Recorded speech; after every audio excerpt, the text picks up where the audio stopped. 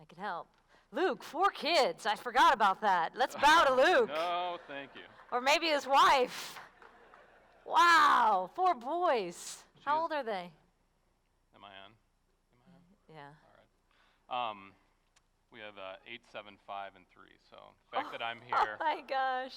This is a vacation. Exactly. Don't even tell her. Exactly. So yes, she is the It's not, that's what I always say. It's not very nice, honey. When I go on the road, it's not that nice. We miss them. We do. Yes.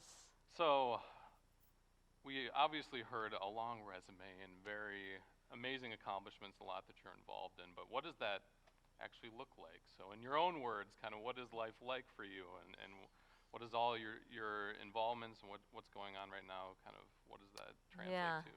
Well, I was, Terry, thank you for that fabulous introduction. I'm going to take you on the road with me. I was super lucky to grow up here in Southern California. I mean, just a little brief background.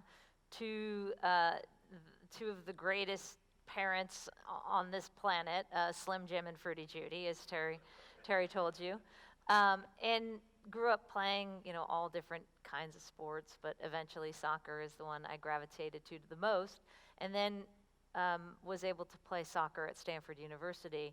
But when I was young, I got on the national team at a very young age, so I had really the privilege to play on the national team for almost 2 decades. And compete in 4 World Cups and 3 Olympics, and most importantly, which you'll hear a lot about today, I got to hang out with a bunch of amazing women who really shaped my views on leadership and servant leadership, which is a huge thing with me. And then when I retired from the game, after we won the 2004 Olympics, because if we hadn't won, I think I'd still be playing. Then I was like, okay, I was 33 at the time, I think, and I said it's, plus I wanted to start having some kids as well. And so retired from the game and got into television. I was going to go, as Terry mentioned, I was going to go to medical school, and then I decided no one would trust me as a doctor. Plus, I'm not sure I wanted to put another 8 years of school in, so I ended up not going to medical school and continuing to play. And then got into television when I retired, and now, that's what I do a lot of with ESPN. So this has been a crazy week. When you asked what, my schedule's like, this is abnormally crazy. I will have gone east to west 3 times this week, which I don't recommend for anyone. So what time is it to you? Yeah, right? I was in New York yesterday and flew back, and then I go tomorrow to call. There's a U.S. Women's National Team game on Sunday in North Carolina, so I fly in tomorrow. They let me come in late so I could come be with you guys here today. So it's fun, though. I get to cover wonderful things. I get to talk to interesting people. I don't just do soccer. I do a lot of interviews. I do a Sports Center segment called Foudy's Finds, where I go out and find really super fun, interesting stories, and basically get to find interesting angles that mostly human interest, not even necessarily with athletes, but it could be a famous athlete. It could be someone that's just involved in sports that has a great story. I just told a story a couple weeks ago they ran on SportsCenter when they kicked off college football on a 6-year-old boy named Vito who was adopted by the University of Pennsylvania football team. And he was adopted 3 years ago when he was fighting cancer. So he was only 3 years old at the time. And we have all this great footage we show of him coming in, hair lost because of radiation, and a 3-year-old little boy who was told he had 2 weeks to live. And he gets adopted by University of Pennsylvania football team. And not only do they adopt him, it's the first year of the new head coach, and he says, I want you to be my honorary captain. So he makes Vito the honorary captain. They put him on the roster. They give him a uniform. Well, they've gone on to win every Ivy League since he's been the captain.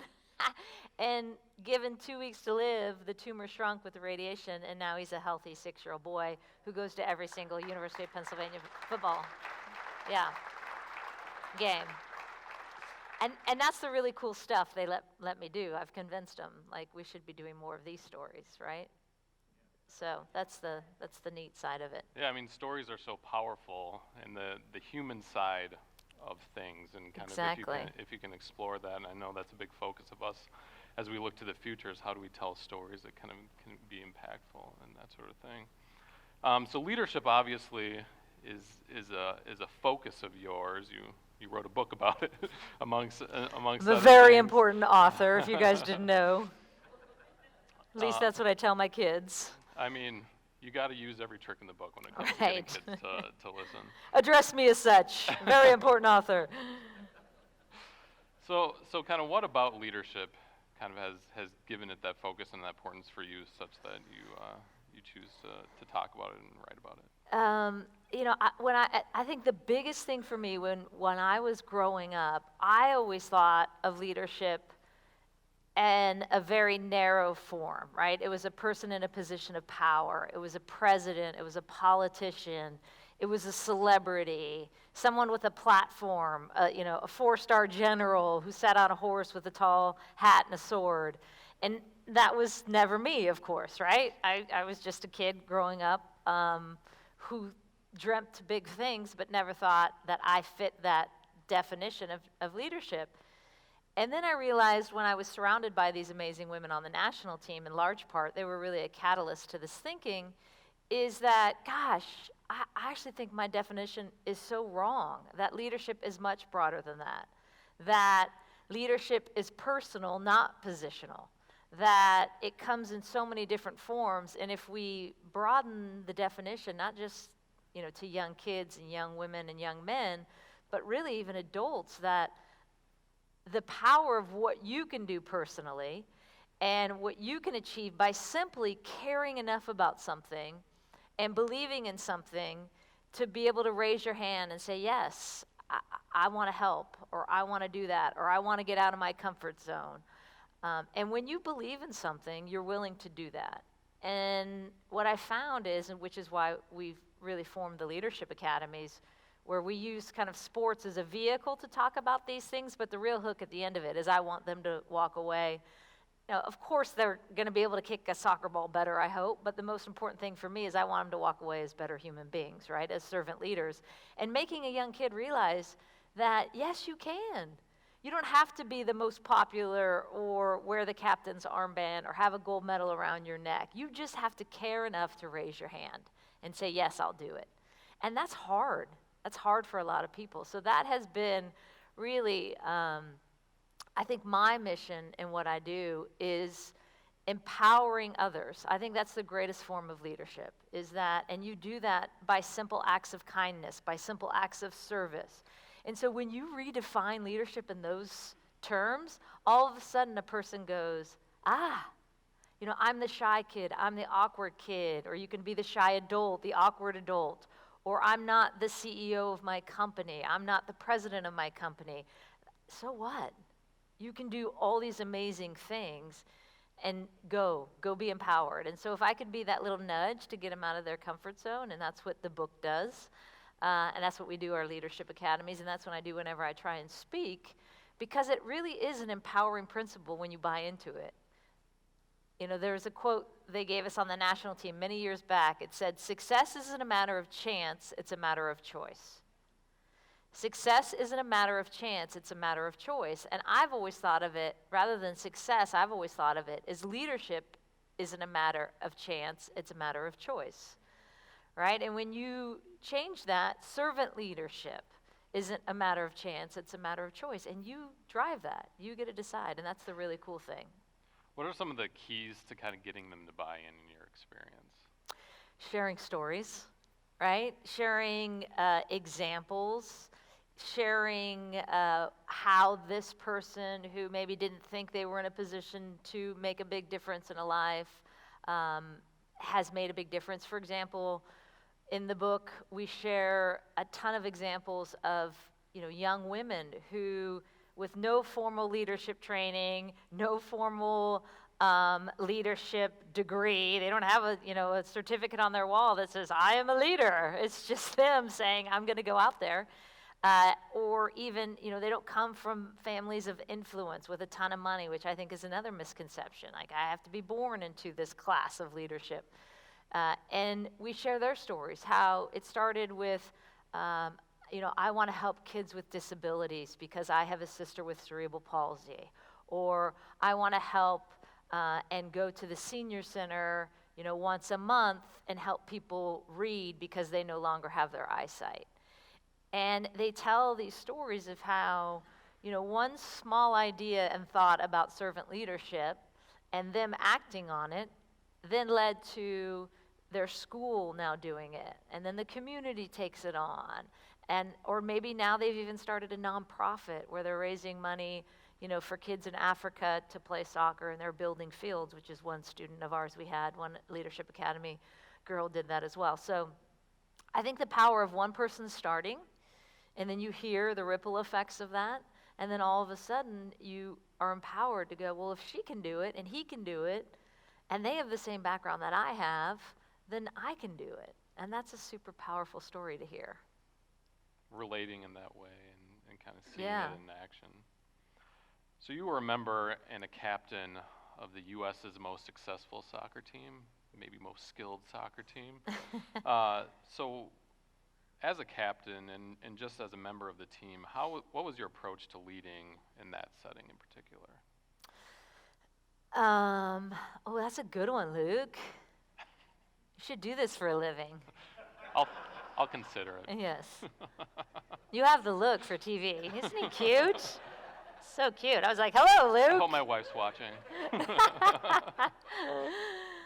I think the most important thing I learned is, there's a couple things. One is I was blessed to have all these great leaders around me, starting with my parents, right? I watched my parents and the way they operate and the kindness they pass on to everyone.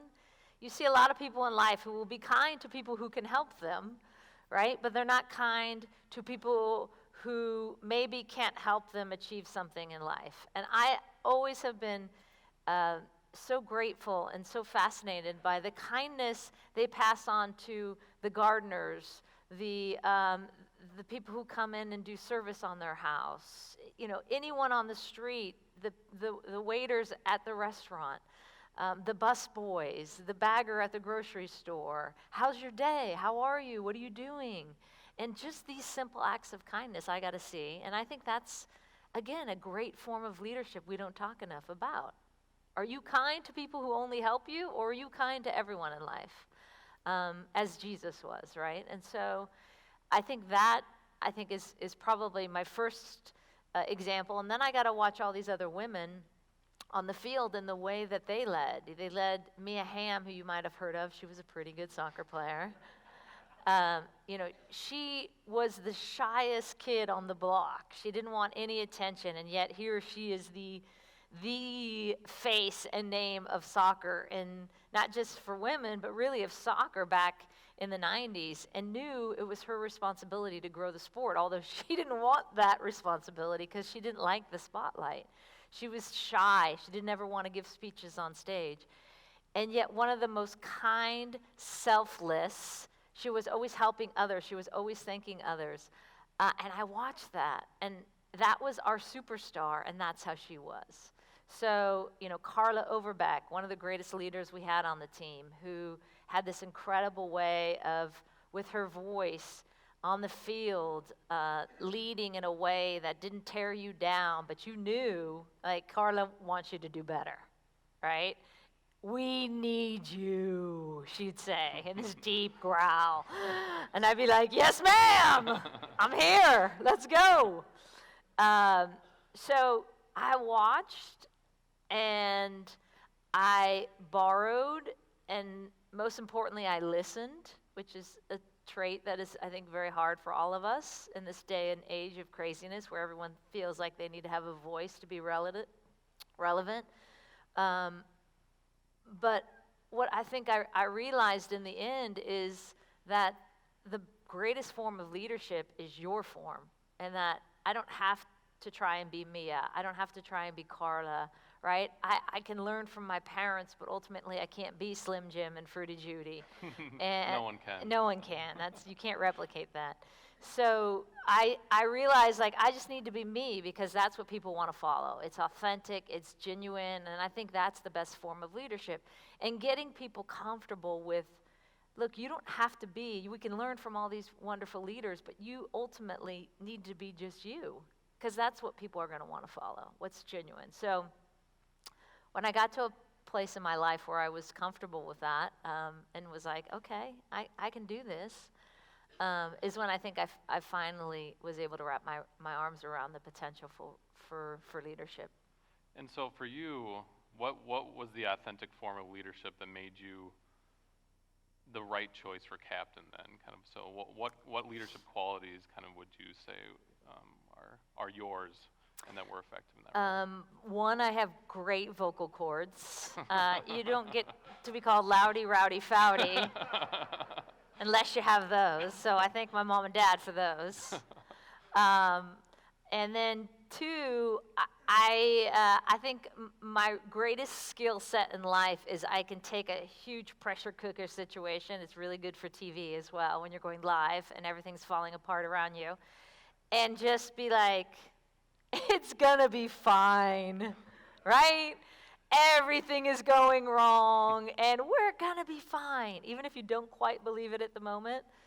I have had a really good ability to spin a negative into a positive. A negative situation in life, I have, and again, I think it's the examples in your life when you have parents that do this every day, and it's why, now me as a parent, I know, Luke, you probably think about this all the time, is those little moments of how you deal with failure. And failure is a great thing. Don't worry about it. Izzy, my daughter, I was on the road last week, and she called almost in tears, stressed because she'd failed her math test.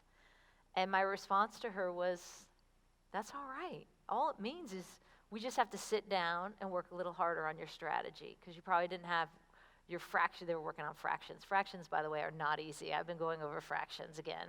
I do not wish that on everyone. I was like, that's all right. Talk to your teacher. Tell her you would like to do a test again because you think you can do better. And she said, I already did. And I was like, oh my God, yes! Right? She's self-advocating. She's like, I already went to her and said, I can do better than this. I don't know what happened. I think I have my strategy wrong. So I said, Izzy, failure happens for a reason, right? It just means you need to grow. It means you need to get in there and hunker in a little harder, and we'll sit down and we'll learn it.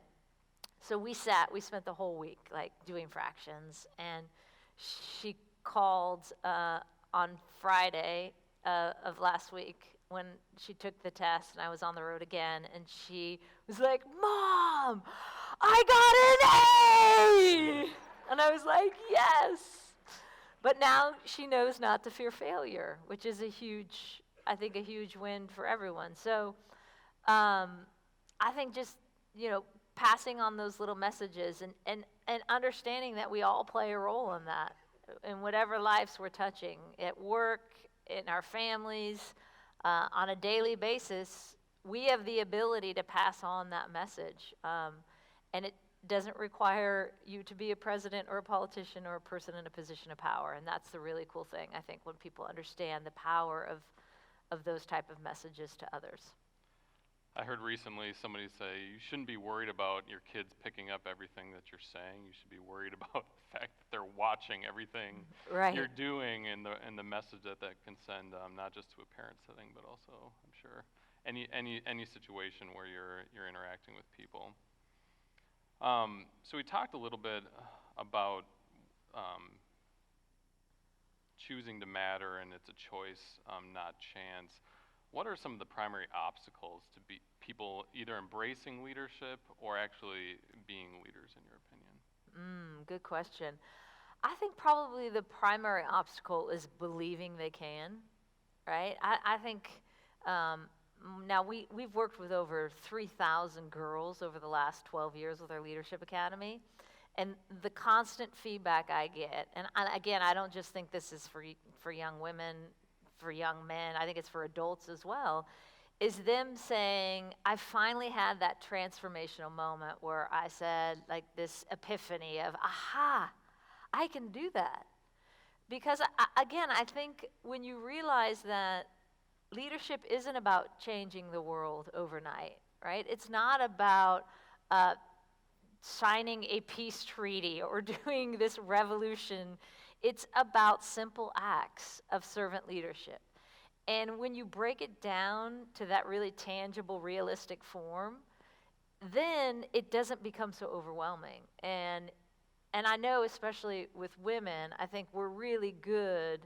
One of the things I love most about women is we're really good at making sure, we've checked all the boxes and we're ready and we're disciplined and we've prepared and we've studied. And also the thing that sets us back the most is we want to make sure we've checked all the boxes. So we won't raise our hand until the opportunity is gone, because you're like, no, I'm finally ready. And they're like, yeah, no, that's gone 2 months ago. Sorry, sister.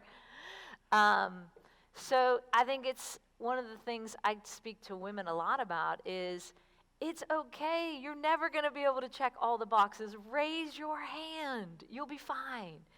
And once you realize that you will be fine, that the person next to you who's raising their hands doesn't know how to do it either, but they got their hand in the air, then you start to step forward with a little more confidence. And so I think when, it's a theme that's big in the book is, when you get out of your comfort zone, there literally is magic on the other side, because you realize that I'm quite fine out of my comfort zone, and it's a really nice new world I'm living in, and I wish I had gotten out of there more.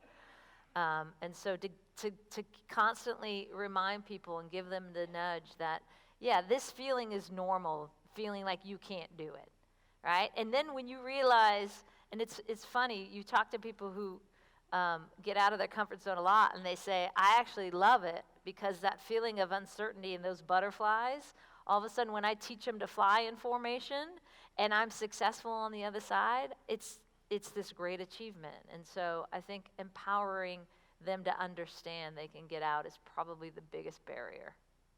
That's terrific. Did I answer that, Luke? Yep, you did. I would probe if you didn't. Right. That's my job. Yeah, see? You should do this for a living, Luke. So, what role has your faith played in your own work and career journey? I think, full disclosure, one of the things that got me to church all the time early on when I was a kid, mind you, I'm one of 4 kids in the rowdy Foudy family. I was the youngest of 4, was the promise of donuts after the end of church. It's what I blame my donut addiction on now.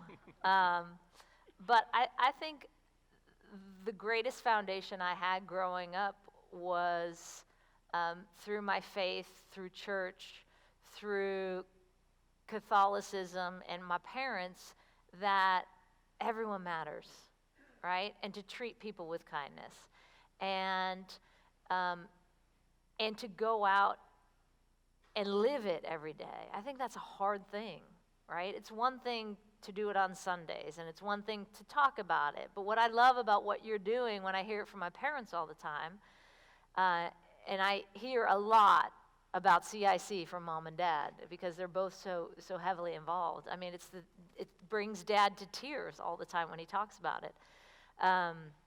But the thing that's the hardest is to live it, right, on a daily basis, and to say, I'm going to take this faith that I've had as, my foundation in life, and I'm going to live that to my fullest extent. And that's what I think I take the most pride in, is that, this leadership book is, and what I'm doing with the Leadership Academies is me going out and empowering people to be kind, right, and to pass on human decency.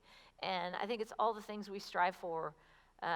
And what's good about religion is that at the end of the day, that's what we're trying to do. We're trying to lift people up by sharing our faith and spreading it. And so I commend you all, because I know in this day and age it's not always easy. And I know with the younger generation it certainly isn't easy, because the younger generation often wasn't raised with that foundation. And so it's a hard task. And you need people out there saying, this is why it matters.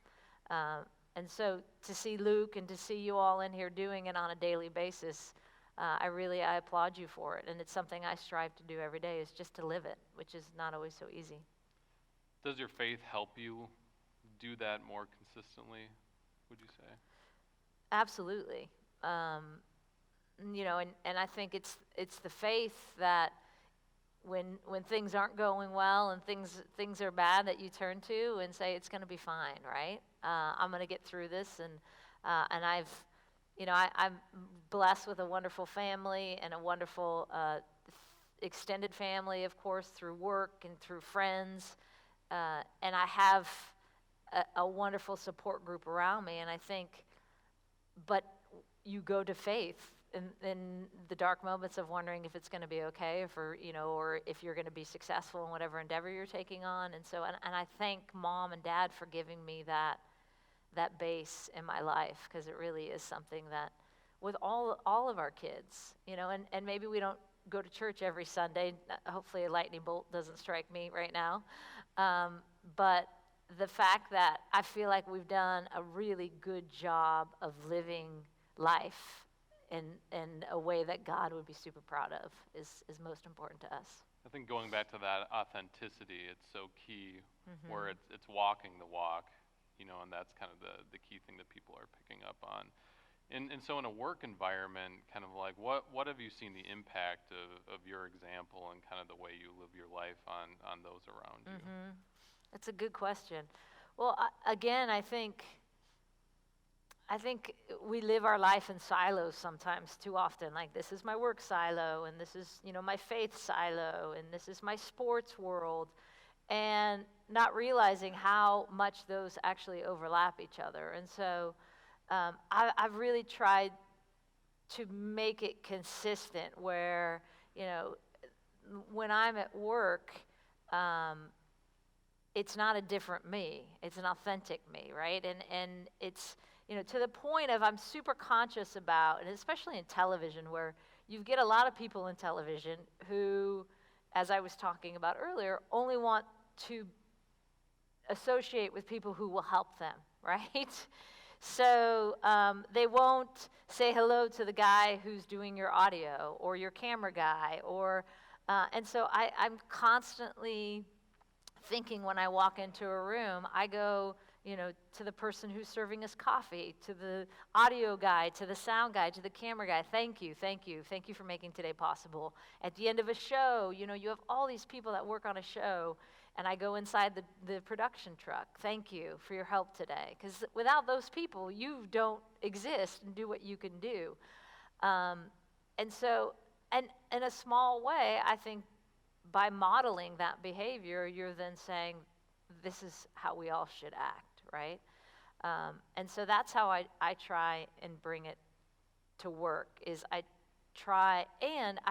really try to be a mentor now that, I'm getting into my mid-40s and have been doing this for a while, to what I call turn and pull. And I think that's what you guys do on a daily basis, but to turn and pull someone along and say, how can I help you be successful? Not, how am I going to push you down so you can't do this?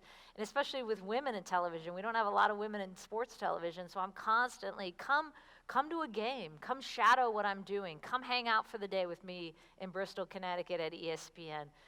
Let me, introduce you to these people. And again, I think if we're celebrating others and passing on kindness to others and modeling that behavior, then that's what people see. And I think that's the greatest form of leadership right there, is that servant leadership of, I'm lifting you up so you can be successful.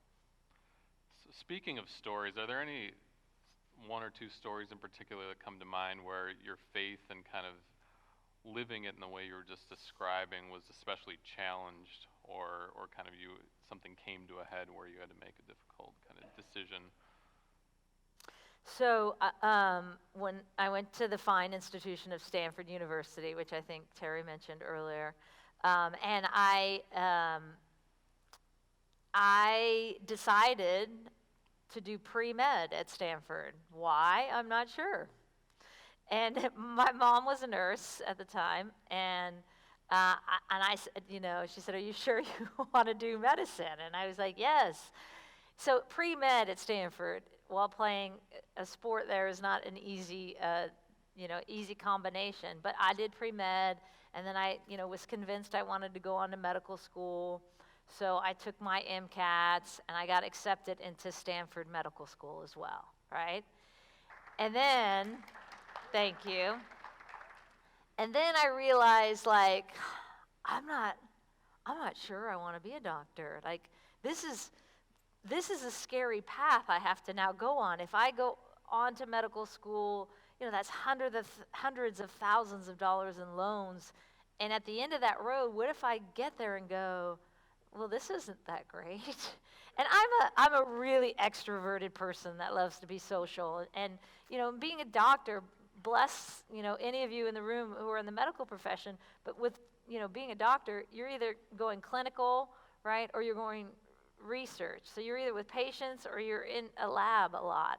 And I just felt like, oh my gosh, I was starting to have that angst and anxiety of maybe this is too restrictive. I like to do a lot of things. I like to be and do, and I'm out and about. And is this going to be my life path I want? And so but now I've already gotten accepted into Stanford Medical School. So now you're already down that path, and you're like, and the Olympics were coming up. And so I said to Stanford Medical School, I literally was playing in the '96 Olympics in Atlanta, Georgia in August, and I was supposed to start medical school 2 weeks later. So I realized pretty quickly, like, that's probably going to be a tough transition.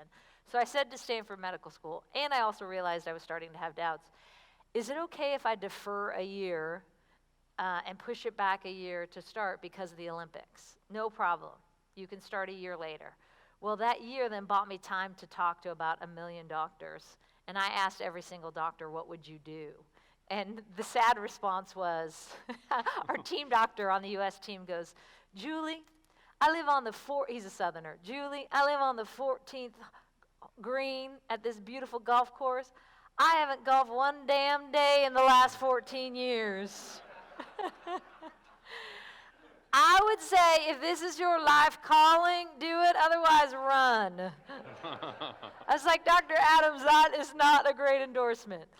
But I went and talked to all these people, and it was interesting. It was during the time there was a lot of transition in the medical field with insurance and all of that. But I took a year to really think and sit on it, and I think my faith helped me. Back to your question, you knew I was getting back to it at some point. Stories are good. Back to my faith of, what do I really want to do in life? Is being a doctor my ultimate goal? Or could I be empowering more people? Could I be doing more? And bless Slim Jim and Fruity Judy, because, they were not, as I think a lot of parents would have been, well, shoot, you already got into Stanford Medical School, keep going, right? That you've already gotten over the hardest hurdle, go, and nudge you along down that path, because that was kind of the accepted path and the socially accepted path of being a doctor. Instead, they basically said, what do you want to do? And my mom, having been in the profession, said, it's really hard. If you're having doubts, don't do it. And so they gave me the license to say, I'm not sure this is what I really want to do. So I asked Stanford to defer a second year, which they said yes.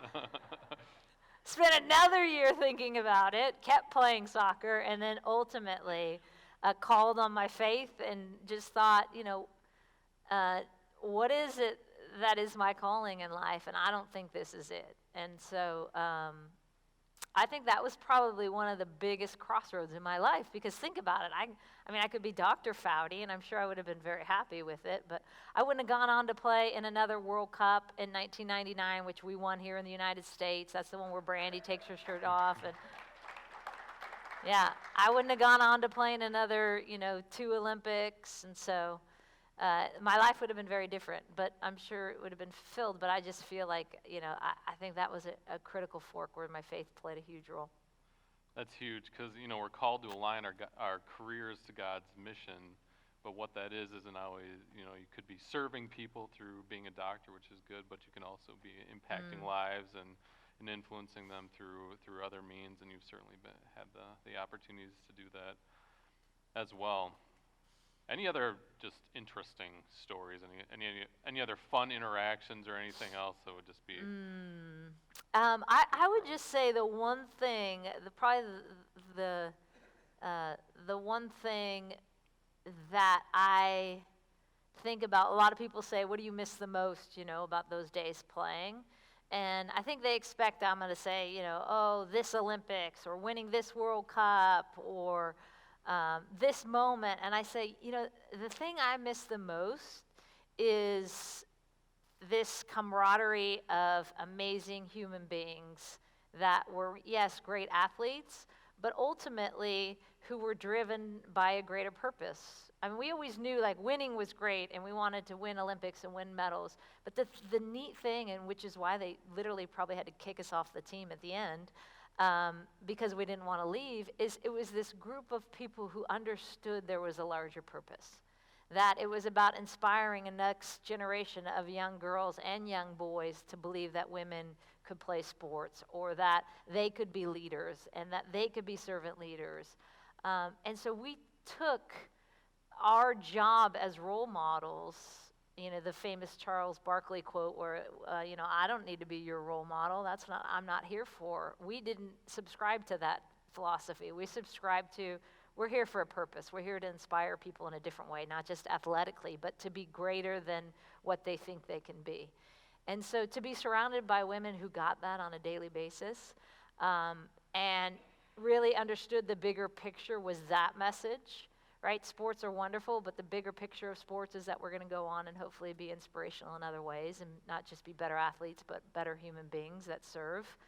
I think is probably, the best part about it. And to do it in a way that was so joyful. There was laughter. I mean, it's the thing I miss the most. I mean, they were crazy women. And in the most wonderful sense of the word. I mean, we would go into restaurants and take over, if they had a band playing, we'd be up with the band playing by the end of the night in a good way, singing the national anthem. So it was a wonderful group of people that just spread joy and I think in a really healthy, wholesome way. And that's why I'm so proud to watch my parents do what they do and to, when Dad said, can you come out and be a part of this? I said, absolutely, because what you're doing matters so much. And it helps people so much. And you may not even realize it. Just the other day, I got a text from a friend who I actually grew up playing soccer with on the Mighty Soccerettes. That was really the name of our team. Go Green Machine. And she said, I don't know if your parents realize that CIC has done to my mom. Your mom's group has given my mom a new lease on life because we lost my dad, her husband, recently, and she's a widower. And now she has this connection to this amazing group of women and men thanks to your mom and dad. And she said, they need to know how much that matters. And I was like, oh, Mom, look, I showed her the text. Actually, I forwarded the text to her, and I followed up with her 3 times. Mom, you have not responded. Did you get the text? I got it, honey. So, and you may not hear it on a daily basis, or you may not hear it on a yearly basis. And that's not why you do what you do. But to know that it does matter, I think, is important as well. So I commend you. I know you have your 3 founders here in town as well. So I commend you on all you're doing and what you've started and what you'll continue to do, because I think there's a lot of negativity running through this world right now, and so we need a lot more positivity to spread, and you guys are all doing that. So thank you. Amen. Well, Julie, you made my job so easy. Luke, you're in the wrong profession, brother. It's so easy. I might actually consider doing this for a job. I believe we do have some time for questions. So now it's all on you guys.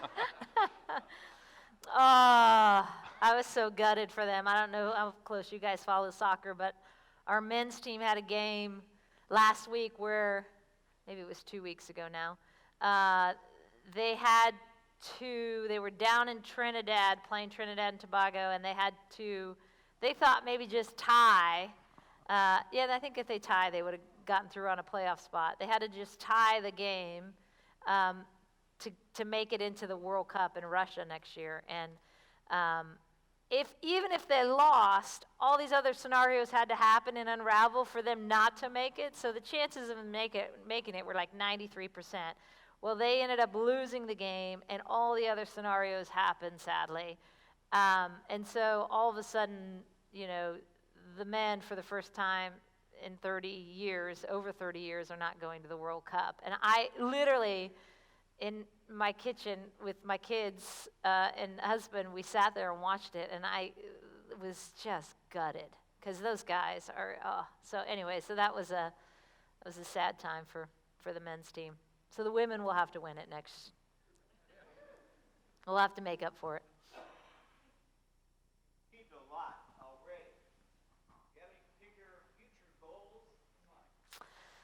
Oh, gosh. One of my goals is to eat a donut a day and keep that going strong.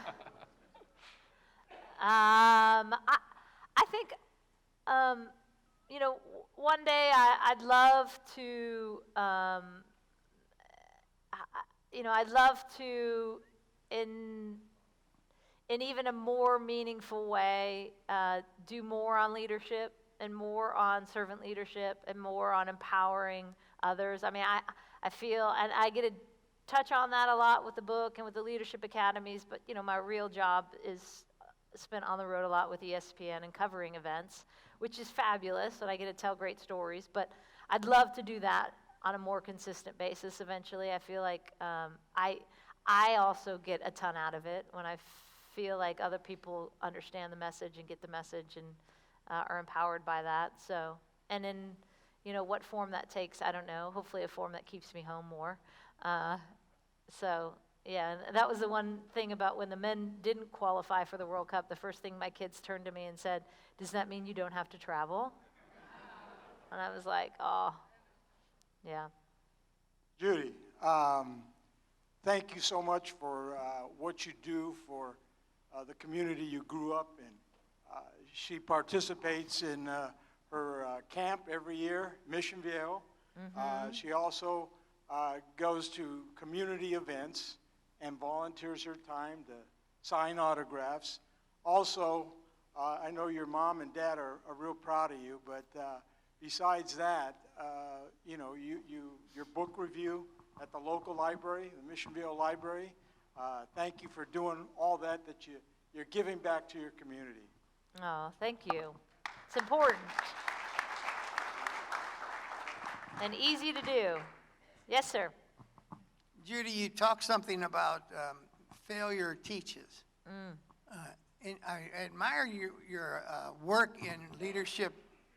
It's a camp, isn't it? Yes. It's a camp. Uh-huh. And can you tell us about some of the people that went past failure and continued to be what you taught them to be in the leadership camp? Yeah.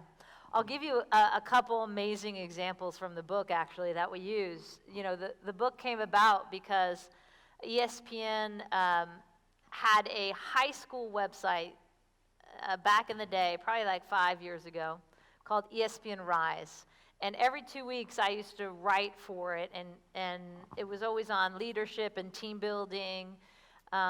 And then that website, the high school website, of course, ESPN still exists, thankfully, but the high school website no longer exists, and I was going through all these old articles I found on my computer a couple years ago, and I emailed ESPN, and I said, gosh, there's a lot of good content here that if we wrapped it around some interviews with some amazing women, we could really tell a powerful story about leadership to young women.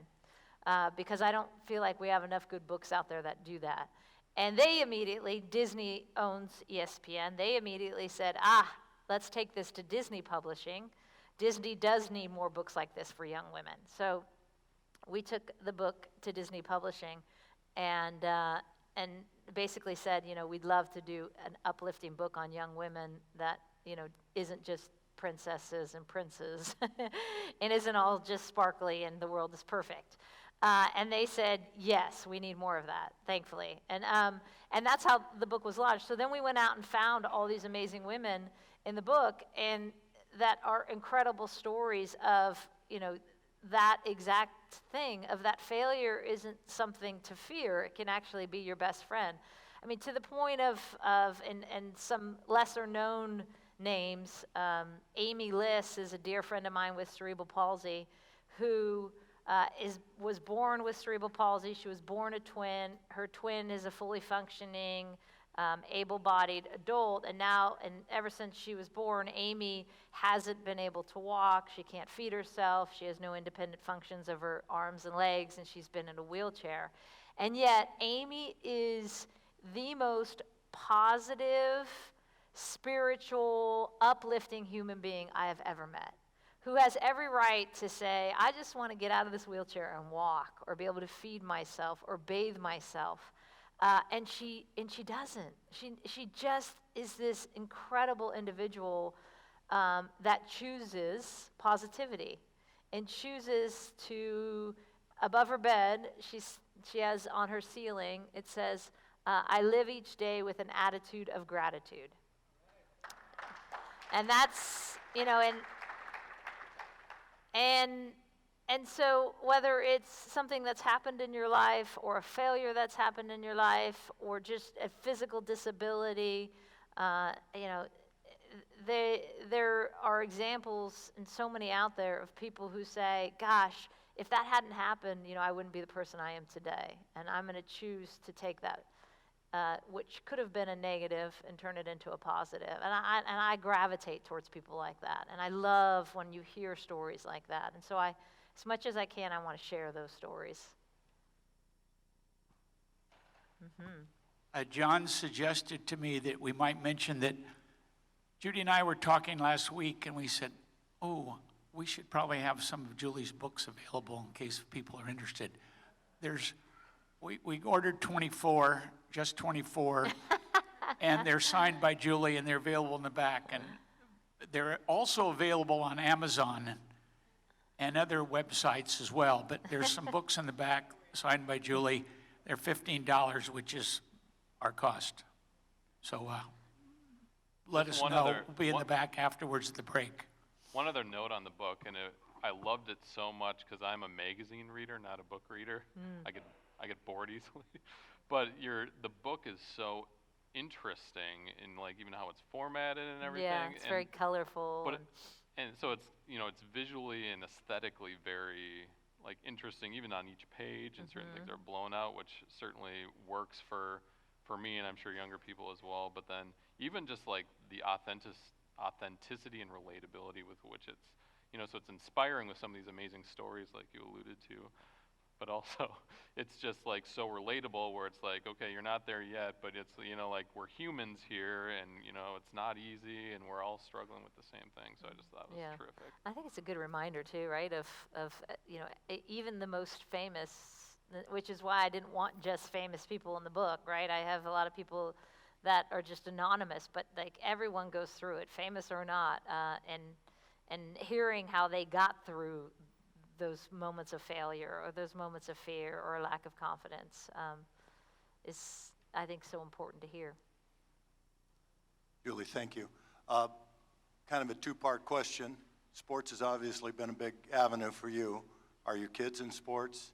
And the second part of that is, a lot of the young people that I speak to going to different sports events or watching their kids go on Sundays kind of keeps them from more faith life. So can you comment on Yeah, those? it is harder. And especially, my kids are in sports. They have no choice. You will play soccer. No. They do soccer, but we always say to them, my husband comes from a soccer background too, so we always say to them, look, you can do whatever you want to do. You will play sports, but you don't have to play soccer, but you'll play something, and we'll open the doors. And they do basketball. My little guy's got a little flag football game tonight as well, so we try and do everything. But it is hard, and it's challenging now too, because youth sports have gotten so intense, right? And so it's year round, which I don't agree with in the first place. The soccer, usually soccer was spring and fall, and now, it's winter and summer, and I'm like, no, you don't have to go then. And my daughter's like, what? But everyone's training. I'm like, I know. But it shouldn't be that way. You're not going. So it's hard because now, there's games too on Saturday, Sunday, and it's all the time. And so that is a bit of a challenge, I think, for young families, and especially because it's not just in the fall; it's year round. I agree with you; it's hard. Julie? Julie, thank you very much for taking time from your schedule to be here. I think you sort of started to answer my question the last time, but back in the day when I was a Little League manager, my division had a rule that we could not even have a practice on Sunday. Of course, no games are scheduled on a Sunday, and now so many youth sports are being held on Sundays. So how should parents or grandparents, to the extent they have anything to say about that, choose, advise, urge the child when it's going to come to a sport in which you're going to have to give up your Sundays? Yeah, it's hard.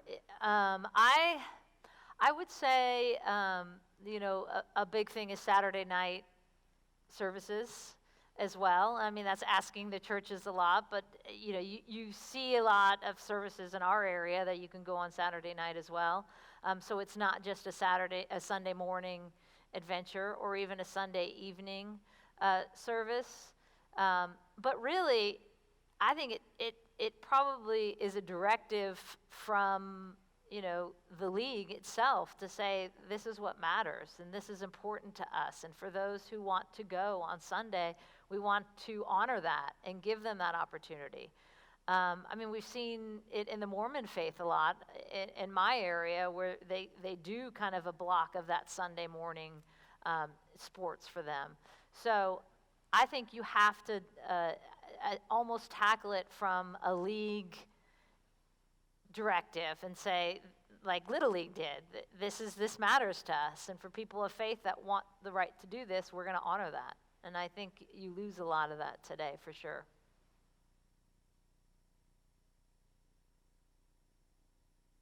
One of the current commentaries that I have heard is that ESPN has been doing their commentary through a prism at times of politics. Mm-hmm. How do you deal with that? Mm-hmm. What was the first part of that? ESPN is what?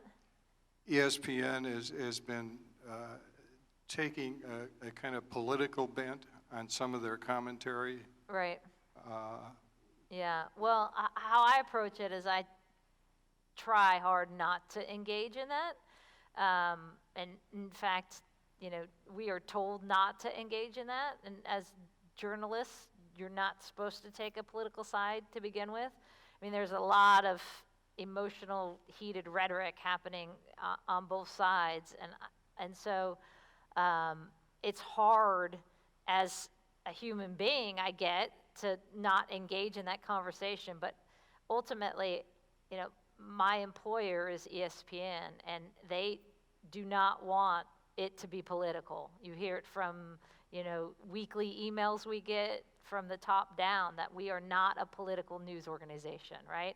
As it relates to sports, and there's been a lot of overlap because of all the NFL and the anthem protests, yes, then you can comment on it. But my rule of thumb, and sometimes I break it, but I try hard of just disengaging from that conversation entirely on social media.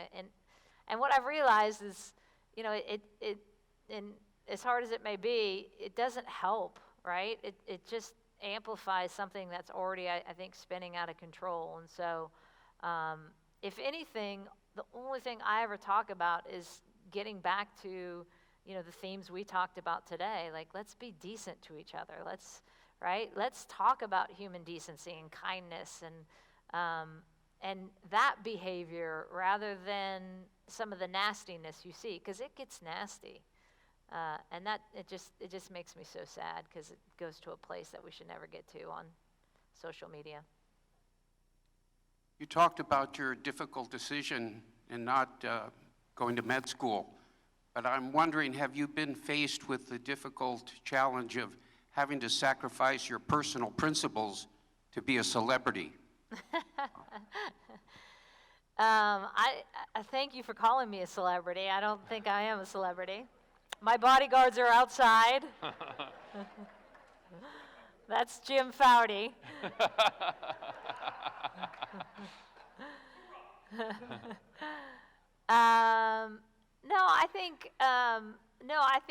I feel super blessed and grateful, if anything, right? That I get to do what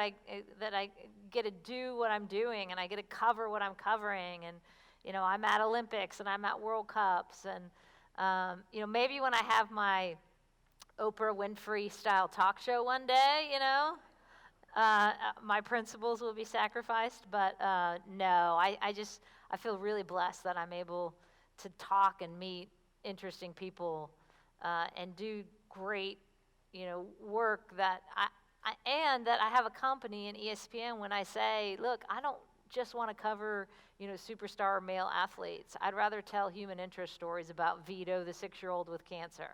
Can we do that? And they were like, absolutely. Give us those stories. We'll put them on air. So that's like the kind of stuff that I gravitate to. I'm not a big red carpet person. I'm not a big, I need to be interviewing the top celebrity. I just want to tell good stories, and I think that's what I do best.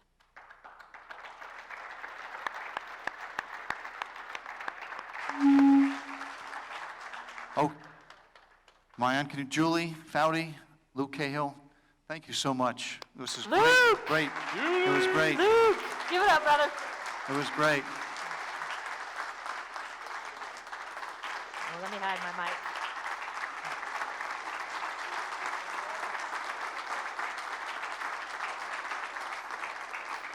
So we're, before